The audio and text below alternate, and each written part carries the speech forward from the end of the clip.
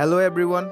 Welcome again to our podcast of short stories, of which episode 1 gained so much response and feedbacks that I'm motivated to do more of this storytelling stuff. Let's begin the second episode of this short story series called Picker's Diary. Episode 2, The Hope Wakes Up. Abhishek, get up, beta. I heard my mother's distant call.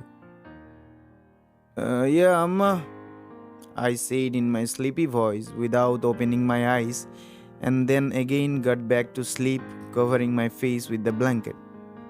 Abhishek, Baba is calling you. This time, Amma herself came into my room so that I don't fall asleep again.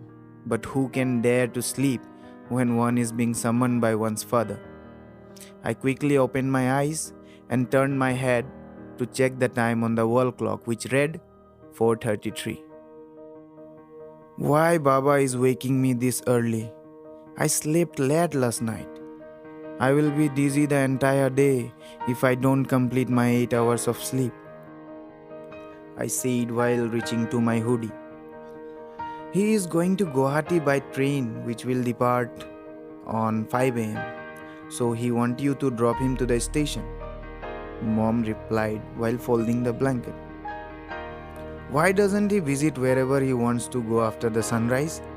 I asked to myself. Baba was sitting on the veranda in his black shoes, blue jeans, worn out jacket, which he wears every winter, a muffler around his neck, which was stitched by Mom, and a grumpy face, which was a tuck-it indication. Is this the time to wake up? He grabbed his black leather bag with his right hand and a helmet in his left and headed towards the bike, which was already out of the garage. I followed him to the bike and we started our ride towards the station in the cold morning of February. My body started trembling as the cold breeze hit my face, and I wondered how Eddie takes shower every morning before going to school. I don't share that filmy cool father-son relationship with my Baba. We rarely express ourselves to each other.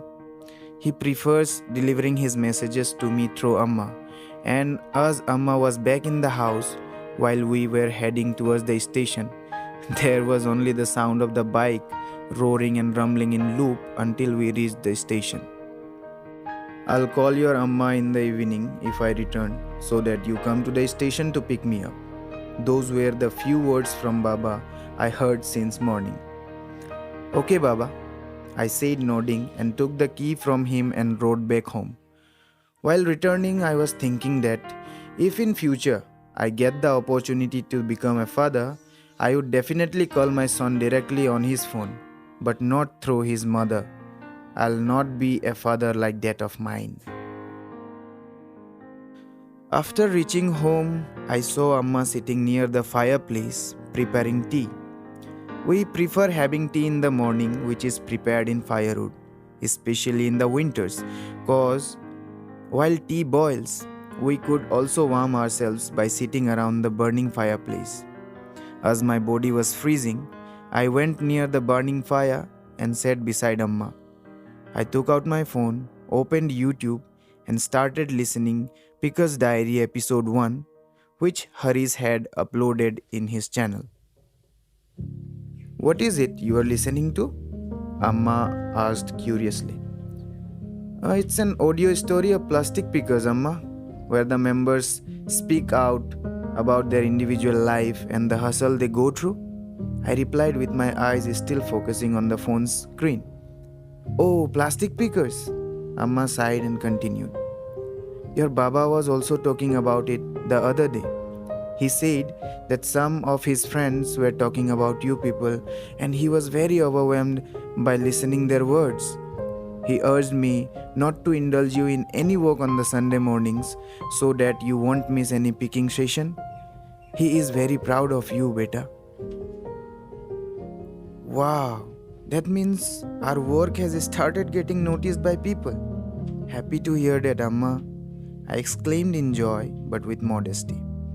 Amma poured tea in 2 cups and I took a sip of hot tea, which made me feel relaxed after the freezing ride. So, what are you thinking to do next? Amma asked. We pickers are planning not to dump the picked plastics but to make eco bricks out of it from this week, I replied. No, I am not talking about the pickers thing. I am asking what you want to do in your life, she said firmly but still caringly. I was kind of shaken by the question because, firstly, I had no answer to the question, and secondly, for the first time, I received such intense question from Amma. I paused the video and turned towards her to see her eyes, which were loudly seeking for an answer. Before I could open my mouth, she continued, Baba don't speak much. He preferred to stay reserved mostly. He knows he is the strongest pillar of the house, so he always tries to strengthen himself so that the house won't collapse. But sooner or later, the day will come when that strong pillar gets weak and the role of the little pillar comes into the picture. I am not getting to what are you speaking about, Amma? I asked confusingly. Baba is about to retire. He went to Guwahati for some documentation purpose. Probably this is the last month in his job. Amma was still saying something after that, but my ears got numb and I slowly stood up and headed towards my room and sat in front of my study table. I tried so hard to focus on the book I opened, but couldn't. Instead, I started connecting the dots. Probably Baba visited Guwahati this early in the morning so that he could return in the evening and save some bucks from spending it in any lodge. Also, in order to give his family a better life, he forgot how to enjoy his life, and maybe that made him what he is today, a farm but caring and not knowing how to display it. I got Amma's phone with me so that when he calls after reaching the station, I could pick it up and say, Just give me some time, Baba. I'll be there as soon as possible. Later in the evening, I skipped the tuition too, and while waiting for Baba's call, I fell asleep. After waking up, I rushed outside and saw Baba, who was already home. I went up to him and said, I was waiting for your call, but you didn't. I asked, How did you come back from the station?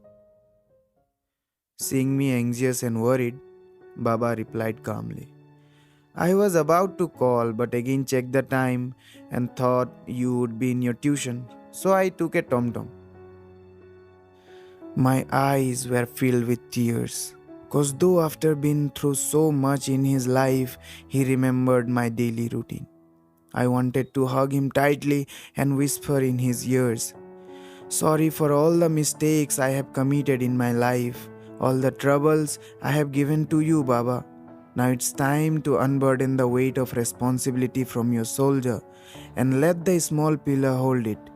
I know I always wished not to be a father like you, but today I realized that it's not easy to be you. Only fortunates have that opportunity. I love you, Baba, and please give me blessings so that I can be just like you. That night, I kept thinking about all the hardships he faced, all the sacrifices he made for us till now. I realized how much hope he bear upon me, how much love and care he holds behind that grumpy and stoic face. I could sense the pain when I saw his glimmering eyes this evening. Can I be able to become that strong? Am I the right person to become the main pillar of our house? The light of the other room lit up. I collected my thoughts and got back to the world of reality. It must be Baba. He usually gets up in the middle of the night to have some water which Amma always keeps in the thermos. I reached to my phone which was on the table beside my bed. I looked at it. 2:11 a.m. Sunday, 13th Feb. It displayed. The picking Sunday has arrived again. You must go back to sleep now, I mumbled, insisting myself to sleep.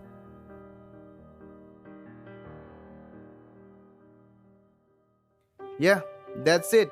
That's the story of episode 2 for you people. And now you have to provide the feedback of how did you find the story and whether you could connect with the emotion involved in it or not. Taking your leave now to come back with more new stories in the upcoming episodes. So, as always, keep yourself happy and keep your environment clean. Peace out.